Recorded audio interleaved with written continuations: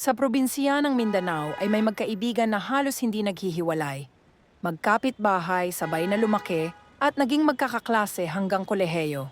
Sila ay sina Grace, anak ng negosyante, at si Lenny, anak ng isang politiko. Parehong may mga sinabi sa buhay, parehong mabait. Huwag mong awayin ng isa at magkakaroon ka ng kaaway na dalawa. Para silang tinadhana, matalino, mayaman, at parehong maganda. Simulan natin ang kwento. Nasa high school sila nang biglang nagkasakit si Grace nang hindi alam ni Lini.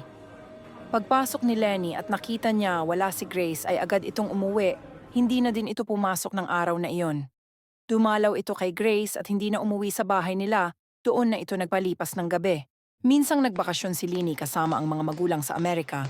Bawat subject ay dalawa ang notebook na sinusulatan ni Grace. Ang isa ay para kay Lini para hindi na ito maghabol kung ano ang mga itinuro habang siya ay wala. Pagka-graduate ng high school ay sabay silang pumunta ng Manila para mag-enroll. Parehong business management ang kinuha. Habang naglalakad, ang mga kalalakihan sa campus ay sinusundan silang ng tingin. Marami ang napapalipad hangin ngunit wala ni isa man pinapansin ang mga ito. Sila ang mayaman na hindi spoiled brat. Sila ay may mga pangarap.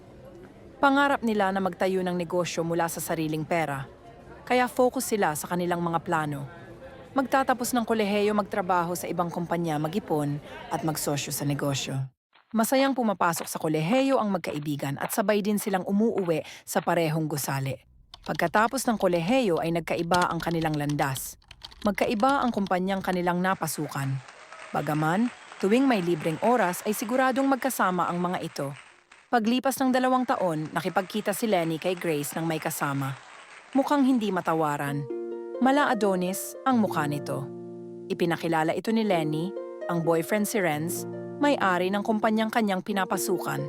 Isang matamis na ngiti ang ipinakita ni Grace. Unang umalis si Renz, naiwan ang dalawa. Panay ang kanilang biruan. Puro si Renz ang kanilang usapan. Binanggit ni Grace ang tungkol sa negosyong plano nila.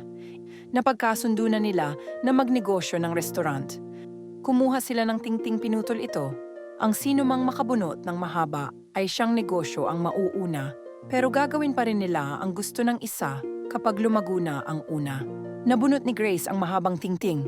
Laking tuwa nito nakitawa na rin si Lini. Dinugtong nitong okay lang sa kanya para may oras siya para kay Renz. Kinabukasan ay sinimulan ang paggawa ng restaurant. Nag-resign si Grace sa trabaho para pamahalaan ang restaurant.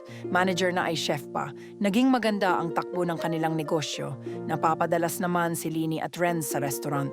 Nakaplano na sila para sa susunod nilang negosyo na coffee shop. Isang araw ay laking gulat ni Grace na dumating si Renz mag-isa. Nilapitan ito ni Grace at tinanong kung nasaan si Lenny. Sinabi naman nitong susunod na lang.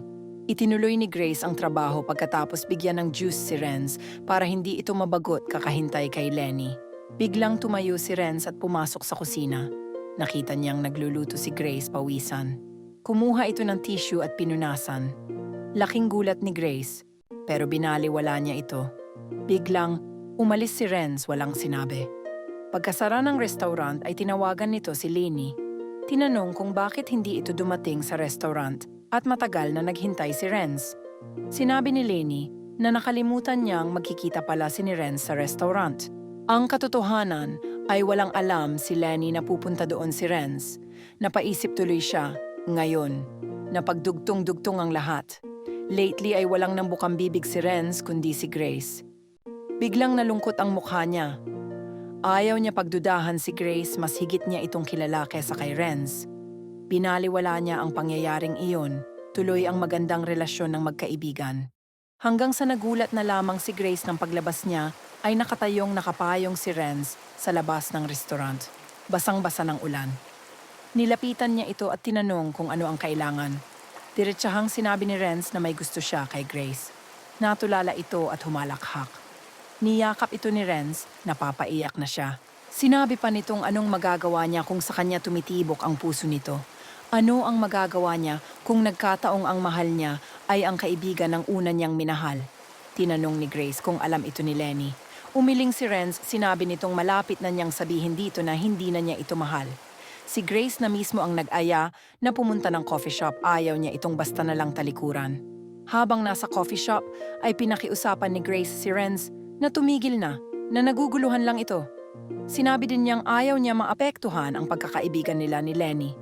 Nalungkot ang mukha ni Renz, hinawakan niya ang kamay ni Grace. Tinitigan siya nito. Sa loob-loob ni Grace ay sana bigyan pa siya ng tibay ng loob para malabanan ang nararamdaman kay Renz. Halos nakakalimutan na niya si Renz mula ng unang tagpo nila. Pero bakit kung kailan nakalimutan na niya ay saka ito nagparamdam na interesado ito sa kanya. Naghiwalay ang dalawa, pinakiusapan niya si Renz, sinabi niyang mas matimbang sa kanya ang kaibigang si Lenny. Kinabukasan habang nagluluto si Grace ay may nag-abot ng bulaklak. Pumunta siya sa kanyang opisina at binasa. Galing ito kay Renz. Sinabi nitong nakipaghiwalay na ito kay Lenny. Napatulala si Grace. Maaga pa ay umalis ng maaga si Grace sa restaurant, ayaw niyang puntahan siya ni Renz. Dumaan siya sa plaza, nag-ikot-ikot, pumasok sa isang coffee shop, nagkape at lumabas para umuwi. Pagpasok niya ng bahay, nagulat siyang umiiyak na Lenny ang kanyang nadatnan. Patakbo itong yumakap sa kanya. Tinanong niya ito kung ano ang problema. Kinuwento ni Lenny ang lahat. Nakipag-break na si Renz sa kanya at hindi sinabi ang dahilan. Pero ang pakiramdam ni Lenny ay may babae ito. Ipinagtanggol pa ni Grace, sinabi nitong wag nang umiyak at baka gusto lang ni Renz ng konting space. Balang araw ay babalik din ito. Umiling si Lenny, sinabi nitong ibang-iba ang nangyayari ngayon. Wala na ang kislap sa mga mata, Renz. Niyakap ni Grace si Lenny. Nagpasalamat si Lenny, sinabi pa niyang hindi niya alam ang gagawin kung wala ang kaibigan. Hindi makatulog si Grace ng gabing iyon. Nag-aalangan na din siyang pumasok sa restaurant. Ayaw niyang masira ang pagkakaibigan nila. Magkasama sila ni Lenny sa hirap at ginhawa. Gusto niyang ipaglaban ang nararamdaman kay Renz. Ngunit nanaig ang pag-aalala sa kaibigan. Lumipas ang 3 araw at masayang dumating si Lenny sa restaurant nila ni Grace. Laking gulat niya nang sarado ito. May malaking karatola ito sa labas na nakalagay na closed. Tinatawagan niya ang number ni Grace, naka-off ito. Kinuha niya ang susi ng restaurant sa bag at binuksan. Walang tao. Pumunta siya sa opisina ni Grace. May papel na nakapatong sa lamesa. Maingat niya itong binuksan. Mahal kong kaibigan, huwag mo muna akong hanapin. Malayong malayo na ako. Nang araw na nasa bahay ka at umiiyak, ay gusto ko nang sabihin sa iyo ang lahat-lahat. Ako ang babaeng sinasabi mong may babae si Renz. Matagal na niya akong nililigawan. Araw-araw ay pinapadalhan niya ako ng bulaklak. Ilang beses na din kaming kumain sa labas. Huwag kang mag-alala, mas mahal ko ang pagkakaibigan natin. Kahit na mahal ko din si Renz, simula pa ng unang mo siyang pinakilala sa akin. Inisip kong umalis para sa ikakabuti nating lahat. Pinigilan ko ang aking damdamin mula umpisa, pero nararamdaman kong malapit nang dumating ang panahon na hindi ko na din kaya. Mahal ko si Renz at mahal din kita. Umiiyak si Lenny sa pagtatapos ng sulat. Basang-basa ng luha ang kanyang mga mata. Umalis siya at diretso itong pumunta sa bahay ni Renz, inabot dito ang sulat. Tumitig ito kay Lenny, nagtanong kung may alam ba itong lugar na pwedeng puntahan ni Grace. Wala, ang tanging sagot nito. Sa totoo lang ay wala talaga siyang alam kung saan pwede itong pumunta. Lumipas ang mga taon nang wala silang alam kung nasaan si Grace. Habang sa Paris, France ay masayang nagluluto si Grace. Nagtatrabaho ito sa isang sikat na restaurant. Busy ang lahat. Puno ang restaurant ng araw na iyon. May isang waiter na nakikipag-usap sa isang babaeng customer. Pinipilit ng babae ang kanyang order kahit na sinabi na ng waiter na wala silang ganoong menu. Sinabi ng babae sa waiter na alam na ng chef ang kanyang order. Inabot naman ito ng waiter sa chef. Nang mabasa ito ni Grace ay nagulat ito. Adobong manok na may halong petchay. Isa lang ang taong alam niyang may gusto ng adobong manok na may petchay. Tumakbo ito palabas para magulat lamang. Nakita niyang nakaupo sa lamesa si Lenny. Nilapitan niya ito at tinanong, "Anong ginagawa mo dito?" Mabilis na sumagot si Lenny, "Dinadalaw ko ang nawawala kong kaibigan." Napaluha na si Grace. Sinabi pa ni Lenny na ang tanga-tanga niya kung bakit hindi niya naisipan agad na minsang sinabi ni Grace na pangarap nito na makita ang Eiffel Tower sa France at kung may pagkakataon na makapagtrabaho ay doon niya nais tumira. Niyakap ito ni Grace. Sinabi ni Grace na miss na niya si Lenny. Biglang nagsalita ito. Ang nasa likod mo ba, hindi mo namimiss? Lumingon si Grace sa likuran at ang gwapong mukha ni Renz ang kanyang nakita. Nag-alangan pa ito kung hindi pa sinabi ni Lenny na may boyfriend na siya at malapit ng ikasal, ay hindi pa siya yayakap kay Renz. Inabutan ng pera ni Renz, si Lenny. Ano yon? Ang tanong ni Grace.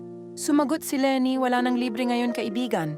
Ang layo ng France para samahan si Renz, napatay sa'yo. Pinangakuan niya ako ng shopping pag nakita ka namin. Nagtawanan silang tatlo. Bago umalis si Lenny ay nagsabi pa ito na kapag kinulang siya sa pang-shopping ay hihingi siya ulit. Napasigaw naman si Grace, ako na ang magbibigay sa'yo. Mabilis na umalis si Lenny. Habang sa labas ng restaurant ay makitang magkayap ang dalawa. Sinabi ni Renz na panahon na para bumalik sa Pilipinas si Grace. Puro naman pagsang-ayon ang maririnig mo mula sa dalaga. Mangyari po lamang na mag-subscribe at pindutin ang button bell para ma-notify kayo sa susunod kong mga video.